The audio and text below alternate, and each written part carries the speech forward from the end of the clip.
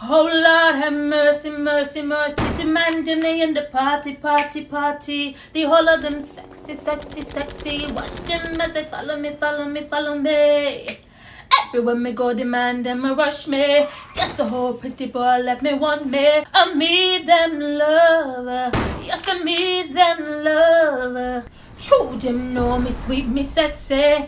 Everywhere me go, me say me ever ready. I need them love. Yes, I need them love. I need a shy guy, some kind of guy who'll only be mine. Oh Lord, have mercy, mercy, mercy. Demanding me at the party, party, party. The whole of them sexy, sexy, sexy. Watch them as they follow me, follow me, follow me. I can't stay.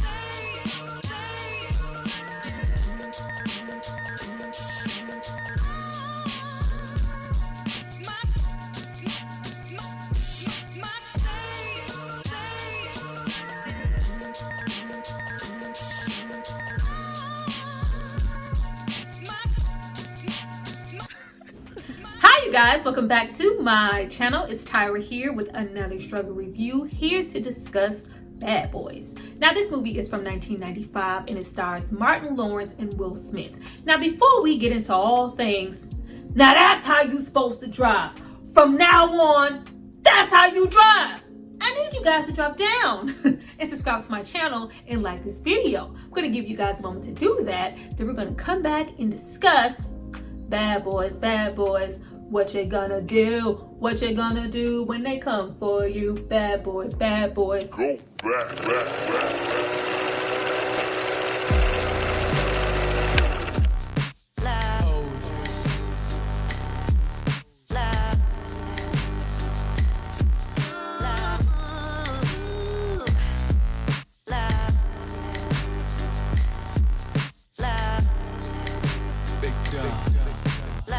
Now that you guys have hopefully subscribed to see more of me, let's get into this movie. But before we jump into the film, I have to give a shout out to the person who paid for it and requested it. So if you happen to know two cops named Mike and Marcus who ride together, die together, and are bad boys for life, it's not because of me, it's because of this person right here. Thank you so much for supporting me and paying for this content. Now getting into this movie was directed by Michael Bay. And even though he wasn't all that well known at the time, now we know him as more of a style over substance type of director.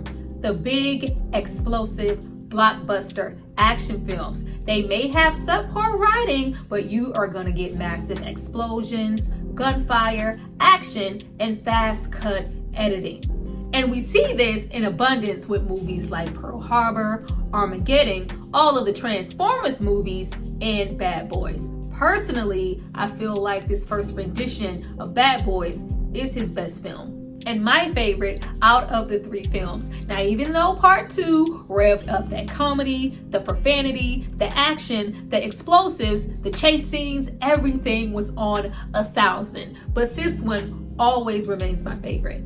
Even though this one cost the least to make, was given the least effort, being made in under 3 months to accommodate Martin and Will Smith's TV schedule. This is one of my favorite buddy cop franchises because there is no other one like it. And even though Rush Hour set a precedent with having 2 minorities star in leading roles in a buddy cop film in '98, this was the first film to do so with 2 black leads.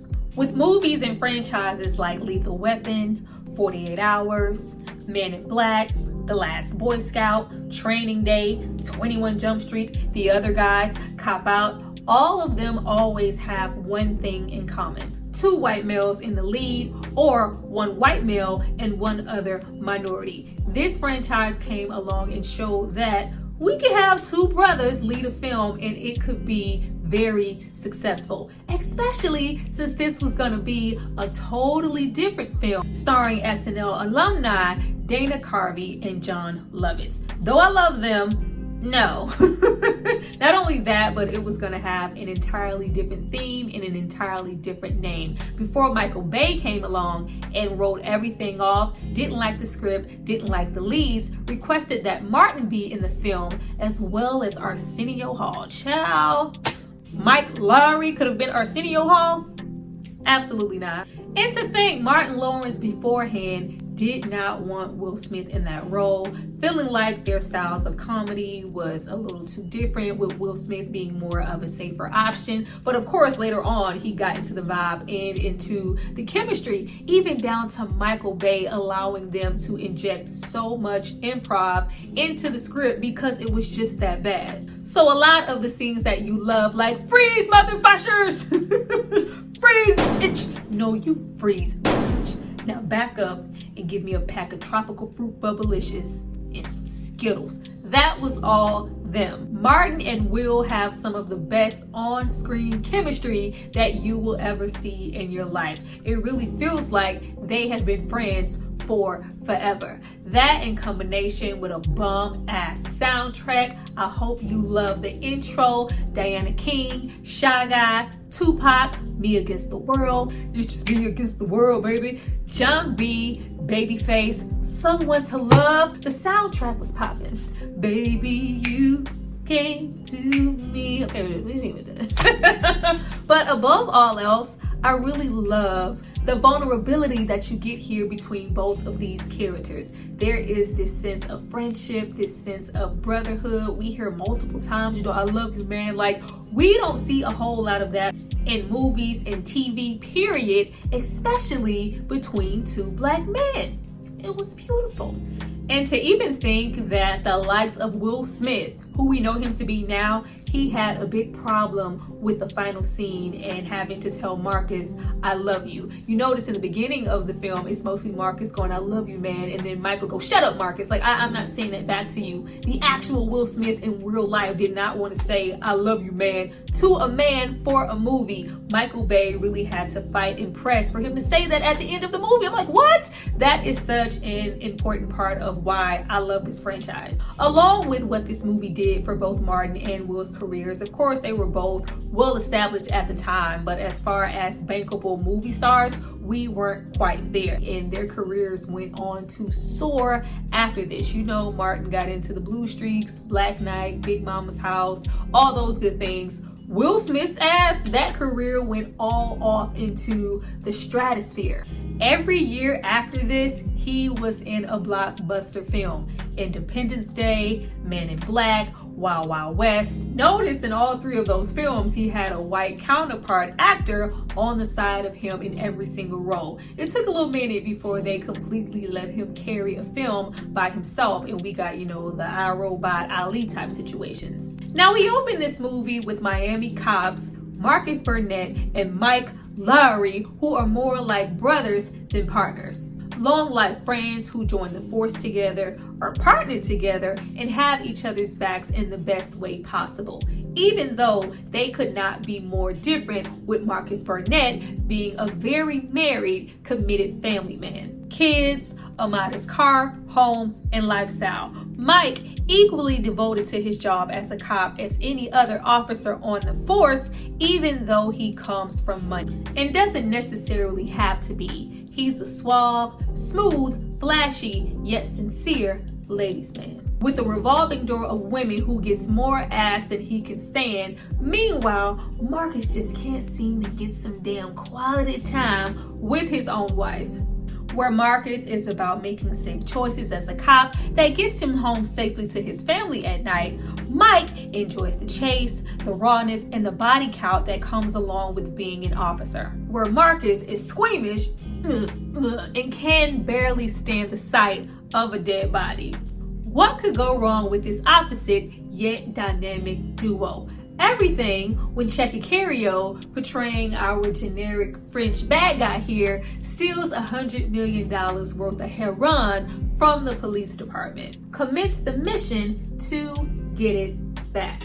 Now we have an extra large cast here, and it is impossible to get through everybody. Fawcett, our Frenchman, has a gazillion henchmen running around. We have the two cops that work in the department with both Mike and Marcus. They share banter back and forth, are quite judgmental, kikis, ha-has, but they always come through in a clutch in all of the franchises so far every time Mike or Marcus needs them. There's Captain Sinclair, who comes through multiple times threatening to shut down the department, not only due to the drugs missing, but maybe negligence, along with all of the damage that seems to happen to the city every single time Marcus and Mike gets out there on the street. This doesn't really add a whole lot to the film outside of just putting pressure in a time crunch on the likes of their captain as well as Mike and Marcus to find this dope and solve this case quicker. And then there's Captain Howard. No, Captain, you gotta remember your pressure points.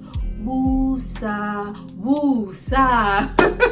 Captain Howard is here to yell at Marcus and Mike, often complaining loudly about how Mike and Marcus choose to conduct themselves while solving cases, the body counts, the damage, blah, blah, blah. At the end of the day, he does assist in the best way that he can because he knows deep down they are the best duo that he has. We also have two informants, with one being Jojo, the Time Man. Tell him something, Joe. I ain't going down for you killing Jojo, the Time Man. I'ma be over here. I don't want no brain fragments on me. Like, oh, Martin is just so freaking dramatic. Mike, what are you doing? He's a former ganja smoking motherfucker. He ain't worth it. What? You want some? I'll bust your ass too. So sad. Jojo, yon. Now we also have Max, who has a thing for Mike, who is a beautiful party goer, call girl to hire prostitute. I was like, all right. Low key, I always wanted her to be Julie and for her character to switch with Tia Leone's character, because she came off really annoying to me in this movie, and I'm of course going to get into it. I do love Julie in the movie, but just this go around, I was like, I really wish these beautiful sisters got some more shine. Y'all, I'm biased, I'm sorry. I am so biased. She was so beautiful here in this movie, and I don't think I ever really saw her again too much in anything else. And the same goes for Marcus's wife, Teresa Randall. Why she wasn't in the movie more? Why was she not in the movie more? Just so we can simply look at her.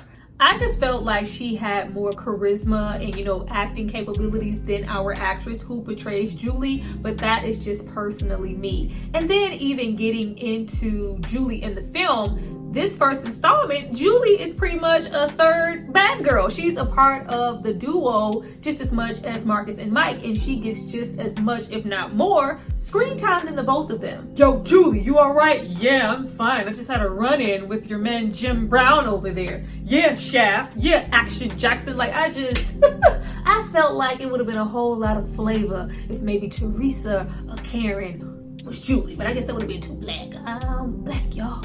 I'm black, y'all. I'm black and the black. It would have been bigger the black, blacker the black, black, the blacker the black, because I'm black and I'm back. They weren't ready for that.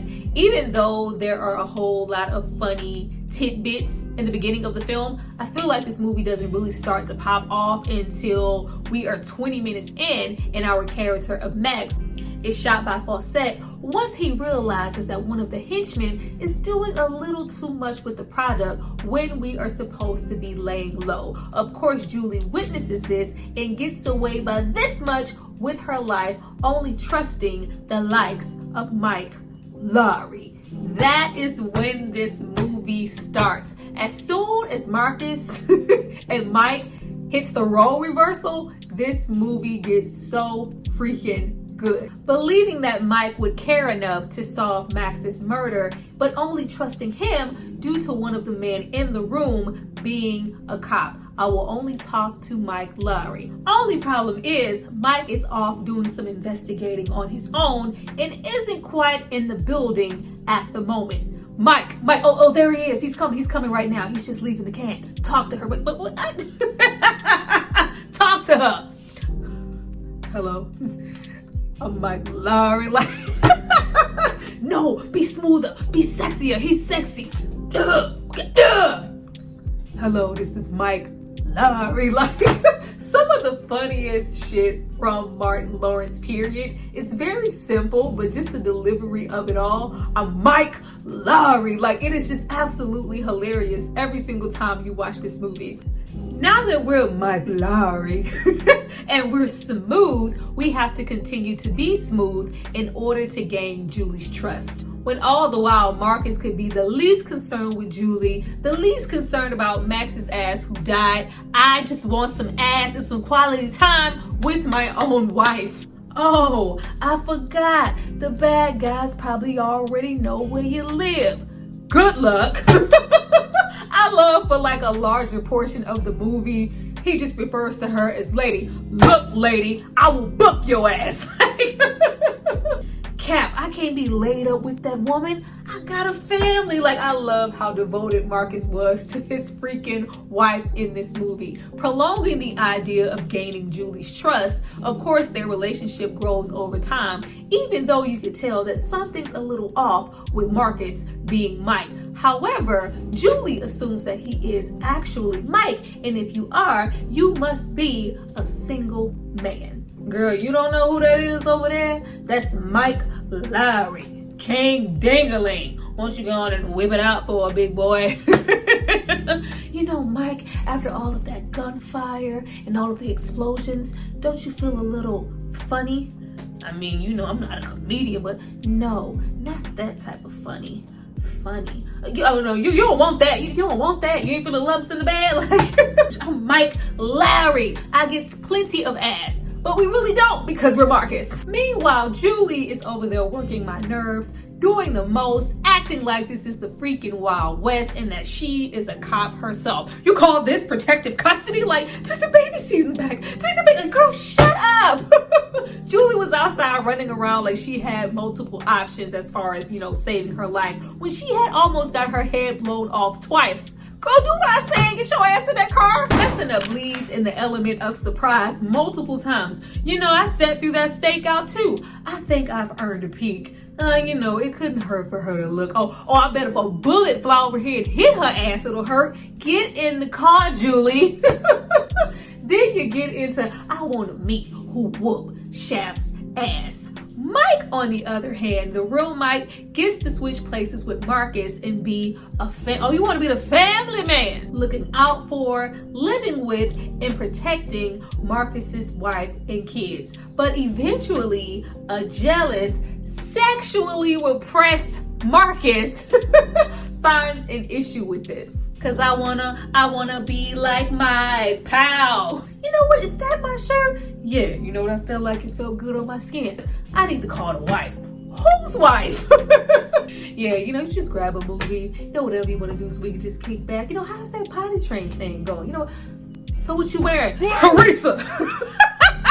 Baby, Teresa! I do not want my partner to be pushing up on my wife, especially with him being Mr. Irresistible. Now, we also have a lot of screen time taken up by our bad guy Fawcett, who does a whole lot of yelling. Does a lot of yelling in the scene just to kind of show how badass he is, consisting of, you know, rants, wanting his drugs to be cut and processed at a certain time for a drug deal to go down in 4 days, all while trying to ID and capture Julie before he gets caught. Now, the club scene is a really, really good one. Getting into this first film, you see a pattern of things that occur in all of the other installments into the franchise. This one being that our guys are pretty much incapable of going in and getting a job done without doing damage and having a very high body count. Damn, man, can you stay focused? What you talking about? I'm focused. Yeah, you focused on all this scattered ass around here. Do your job. Mark is fighting for his life, being damn near suffocated in that bathroom, while Mike is on the opposite side of the fish tank, getting his freaking life, not paying attention, getting recognized by the henchmen, as well as Julie in the club, where she ain't supposed to be, trying to be a freaking cowboy because she has a strong vendetta. I thought you were the good guys. We're the cops. Why are we running? He's right there. Julie, get in the car. Around here being white. We also have, you know, those good old one-liners. Learn how to work the safety with your punk ass. And we also get more into the negative side of their banter. They argue just as much as they compliment and love and partner up on each other. A high-stakes situation. Don't bring it here. Don't bring it here about my driving. You the one who picked this slow-ass ice cream truck. Not only is this ice cream truck slow, but you picked the one truck full of ether that we see so often in the movie. A license for things to just explode. Michael Bay, you pick an ice cream truck, that's a damn bomb. Oh, you the man. You better figure out something quick, cause I'm about to run out of road. Who picked this dumbass road? Out of all the road in Miami, you run out of it. Like, that is equally as funny as when they are affectionate and caring and saving each other's lives. He's just so smooth. You know, what is Marcus's wife like? She has to be a really special woman to lock down somebody like Marcus. I bet she's enjoying the smoothness right now. Commence my favorite scene in the movie. Misinterpreting a phone conversation, Marcus sneaks onto his own property, scales his own damn house. You know, I can't get no quality time, but my partner can get some quality time. It don't take that damn long to get in the bed. Freeze, it's Miami police. Damn the police, you doing Teresa? Marcus, you in there with my babies. I absolutely love that freaking scene. It is always funny. It cracks me up more than anything in this movie. You know, my bad, dog. I ain't get my quality time. Everything starts to slowly crumble when Fawcett gets a peek at them, realizing where the real Mike Lowrey lives and where Julie is being stashed. As well as, Mom, I thought Daddy said he was in Cleveland. No, baby, your father just wishes he was in Cleveland. Confronting Marcus and blowing the whole charade, informing Julie of what she knew all along. You were always Marcus and you were always Mike. You know what? I probably should say my ass here, but I just can't trust y'all and I'm leave. Where she was going, I have absolutely no clue. Love the chase.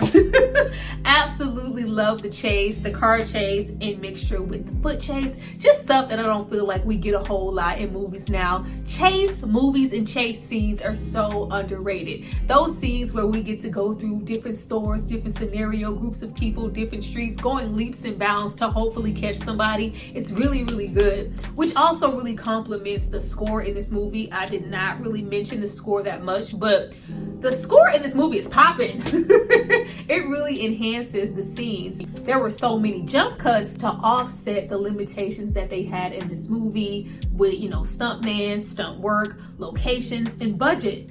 Though choppy, I enjoyed the most due to Will and Martin's acting here. You know, the slow motion running. We don't get a lot of good action situations with Martin. Of course, Will went on to be an action superstar, but I felt like, you know, Martin had a little bit more to give, and these roles as well as life show that even though they are both comedic, you know, Martin was running his ass off in that little, you know, white beater. He was gone. With that going on, as well as what we love to see from them time and time again as partners, that love, that respect, and that reciprocity. Don't ever say I wasn't there for you. You know, constantly going back and forth with saving each other's lives in dire situations. But though they gave their best efforts, Julie ends up being kidnapped by Fawcett anyway and held as collateral so his deal can go down unscathed. That wouldn't have happened if you stayed your ass upstairs. But after a brief cameo from John Sally, man, if you don't sit your lanky ass down, I thought you was a computer whiz. Yo, let's go full force now. My plans always work. Sometimes. Man, if I get killed, I'm fucking you up.